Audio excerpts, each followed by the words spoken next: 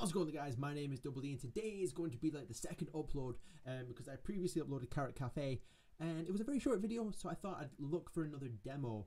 I've come across this wording. It is a graphic, well, a novelization, a horror story basically. My name is Cecilia. I am blind. I've been blind for about a year now. I used to be a pilot, but then after my plane malfunctioned while I was taking a ride with my husband, I lost my eyesight and the love of my life. Since then, I've adapted. I now live alone in the house that I thought I would start a family in. At least I thought I was alone. This game is sound and plays better with headphones. Be prepared for scary noises. I don't have headphones, not because I'm being a wuss. It's because obviously I'm in the middle of moving, so most of the stuff's at the new place. So yeah, let's give this a go. So I said I wanted some more scary things. Without further ado, let's begin. Ah, the Moonlight Sonata. Moonlight Sonata. Okay, I'm actually really nervous already. I lightly run my hand over the kitchen counter until I find the pill I set down. I carefully grab it so that I don't accidentally knock it on the kitchen floor. I put it in my mouth and quickly lift the cup of water to my lips. When I set the plastic cup back down, I hear the plastic thunk against the marble counter. The taste of the new medication makes me gag a couple of times, and I fight not to puke. Cleaning up puke is hard when you're blind and have a heightened smell. I give myself a moment and head towards the living room. I run my hand along the wall and let the bumps and nicks in the wall lead me towards the foyer. I feel the kink in the... Let me just quickly double check, yeah. I feel in the kink in the wall that tells me that this is the corner right next to the stairs. I turn right and slide my feet forward a little at a time until I feel the bottom step. I slowly climb the stairs, counting each step as I go. 5, 6. I pause for a moment. I realize I can't remember how many steps there are. 7, 8. I know I'm getting close to the top, but I can't remember how many they are. Were there 11 or 12 steps? Oh shit, okay, I'm actually already fucking 11. I take 2 more steps, confident that there is another step, but when I get to the 3rd, I'm met with nothing but air. I'm disorientated for a moment, and the loss of balance nearly causes me to fall over. I grip the handrail and hear a creak under my weight. I slowly kneel down and make sure that I am on the top floor. I sit for a moment trying to slow my racing heart. There are only 10 steps, I say to myself out loud. Just 10. I rest my hand on the cold wood floor. I feel the nick I caused when we were trying to move the bed upstairs. What would you do, Alex? I know you would remember how many steps there are. I get up and crawl until I feel the wall. I slowly start to stand up. I head towards the study. In the study, I'm greeted by the smell of old dusty books that I will never be able to read again. I take 3 steps from the doorway and feel a smooth wooden desk. At least I remembered that much. I walk around until I bump my foot against the wooden chair. I pull it away from the desk and hear the legs drag against the carpet. I lightly run my hands over everything on the desk. I feel the big book that's right in the middle of the desk. I run my fingers along the top of the book until I feel my bookmark sticking out. I grab the tough piece of cardboard and open the book on the page I left off. I run my fingers over the raised bumps on the page and decipher the words. I only make it about a page before the dizziness returns. I lay my head on the desk for a moment to try and feel a little more grounded. Before I realise it, I'm too tired to lift my head. I feel my eyelids grow heavy, and after trying to keep my eyes open twice, I don't find the point anymore since I can't tell the difference, and I drift to sleep. Oh, thud. Fucking hell, I already got me and I'm not even fucking hearing headphones. I'm awakened by the sound of a heavy object falling to the ground. It sounds like it's on the 1st floor, but to me it's as loud as if it happened outside my room. I sit up and listen. I hear the stairs creak under the pressure of someone walking up them. Fuck, man. When they get to the top of the stairs, I stop hearing movement. I slowly get up and tiptoe my way towards the door. I take those 3 steps from the desk to the doorway slowly so I don't make a sound. I put my ear to the door and listen for any signs of someone in the house. I crack the door open and hear the faintest of sounds down the hall. It sounds like a voice talking. I open the door and try to decide what to do next. Should I investigate more upstairs or should I try to make my way downstairs, I ask myself. I'm actually really fucking... This is actually... I know this sounds really daft, but I'm already feeling really uneasy. Upstairs. slowly make my way down the hall, trying to listen for any signs of someone else here that I can. I make my way halfway down the hall before I hear the voice talking again. This time I can tell it's a deep voice. It sounds like it's in my bedroom. I slowly walk towards the door to try and listen better. I feel the door frame and slowly reach for the door. I feel the paint around the door frame disappear into glossed wood. It's closed, and the door muffles a little of the sound coming from the room. I listen closely and hear, "Where is she? She should be here." I move away from the door and towards the stairs. I hear the creak under the pressure of someone walking up the... Oh, right, okay, so I'm back here. So I guess it's downstairs. Slowly I make my way down the stairs. I grip the handrail trying to keep my balance, but keep it from squeaking. I can't help the little bit of creaking that the stairs do with every step though. I take a step and wait a moment to make sure I'm not making too much noise. I slowly lower my foot, letting it fall over the edge.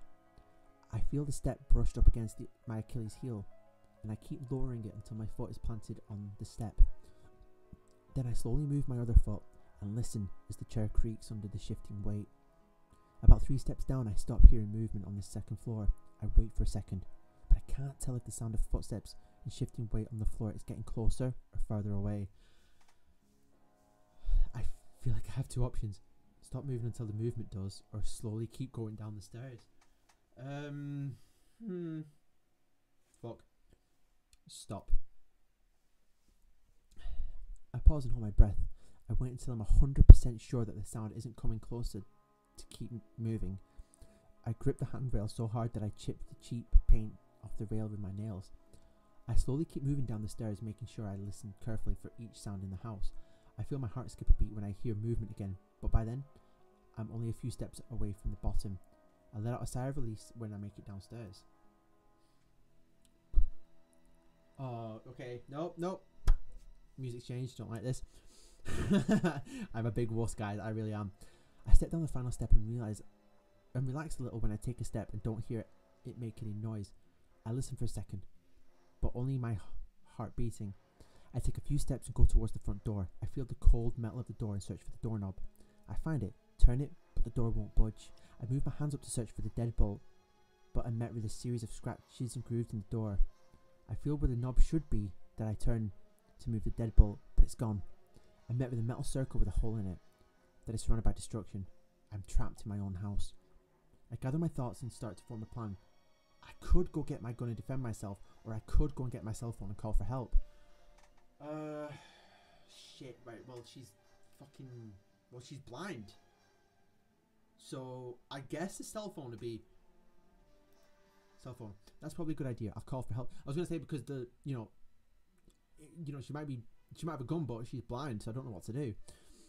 I can only do so much, and it'd be hard for me to defend myself if I can't see. Exactly. I'll leave it to people who are better trained at taking care of intruders. I think I left it in the living room. I forgot to grab it again after my medication. I should still explore the house a little bit. From the front door, I can get to the living room or the side hallway. Fuck.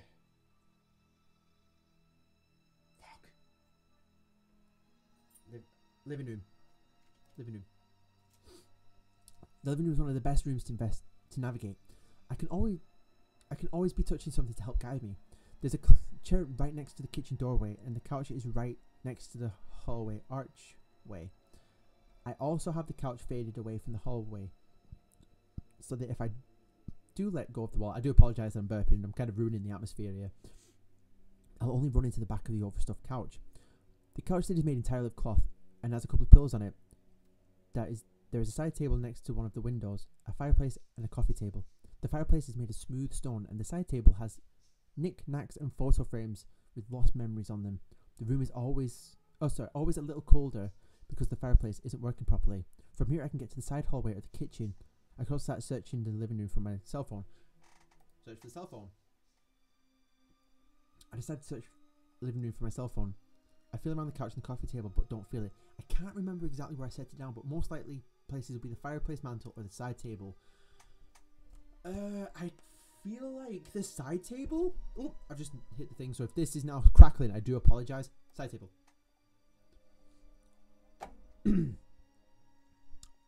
I go to the side table in front of the window. The wooden side table has 2 drawers, and my fingers slide over the decorative rug on top. In the first drawer, I feel some old papers that feel a little oily, like a receipt. I feel the hard plastic rectangle that is my cell phone. I press a couple of buttons, but there's no sound. I feel for the bumps that indicate the power button and hold it. Nothing happens. I must have forgotten to charge it. I open the second drawer and feel a skinny plastic device. Curiously, I pick it up and feel it.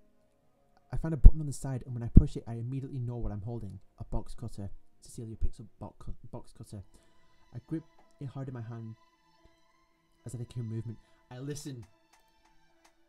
For fuck's sake, man. I hear somebody walk down the stairs. I can hear the stairs creak like nails on the chalkboard. I try to count how many steps I've heard, but can't concentrate. I feel for the cloth. I feel for the cloth of the couch, and I put it between me and the footsteps. I get on my hands and knees and crawl. I feel the floor shake a little as the footsteps come closer. They come right into the living room and pause for a moment. As the footsteps walk around the couch. Sorry, I'm getting really nervous now. I crawl around it. I do my best to always make sure that I keep one part of me touching the couch. I also try to keep the vibrations from the floor coming from the direction that I'm touching the couch. Keeping the couch between me and the source of the sound seems to be the best idea. I can't keep playing Ring Around the Rosies though. I need to move. My direction is thrown off a little, but I think the hallway's closer. I can still try and head for the kitchen though. I feel... Kitchen. Oh, fuck! God damn it! I make my way towards the kitchen. I slowly crawling as I go. I situate myself and make it halfway to the kitchen when I hear a voice tell me, "The lights are on, I can see you." The voice sounds amused and like I'm standing... Oh, fuck's sake, I've hit the thing again, I do apologise. And like it's standing right above me. I feel a long slash across my back. I fall to the ground and let out a yelp of pain. I feel a few more slashes before I pass out from pain and blood loss. Cecilia has died, so I'm going to go back. Right, so it's the hallway then.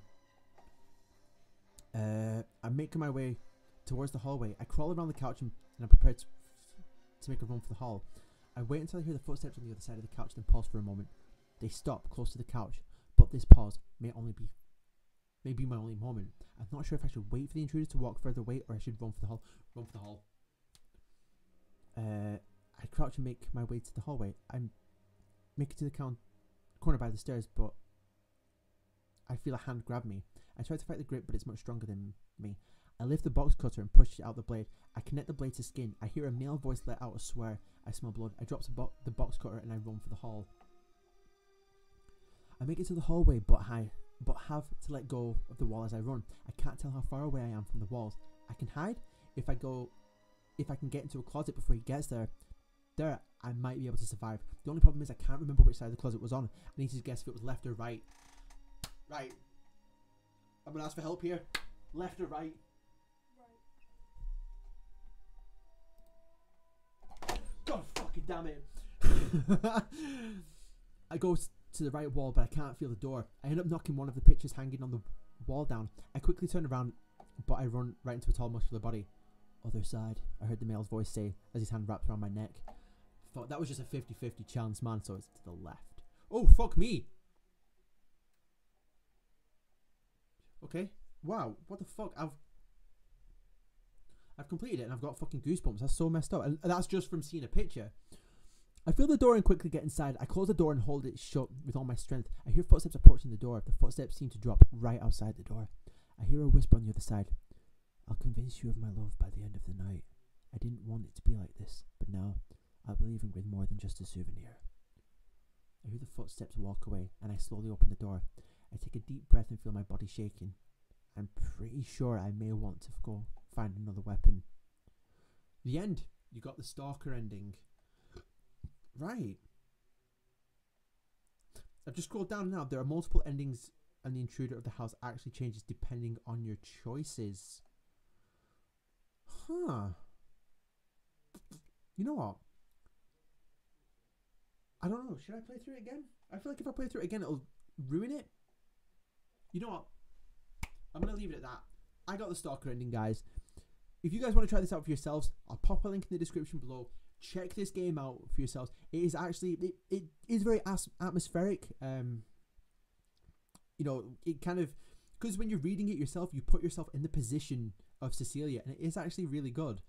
Like I said, pop a link in the description below. Check it out for yourselves. Show some love to the developer. And yeah, hope you guys are having a fantastic day. Until next time, I'll catch you guys later.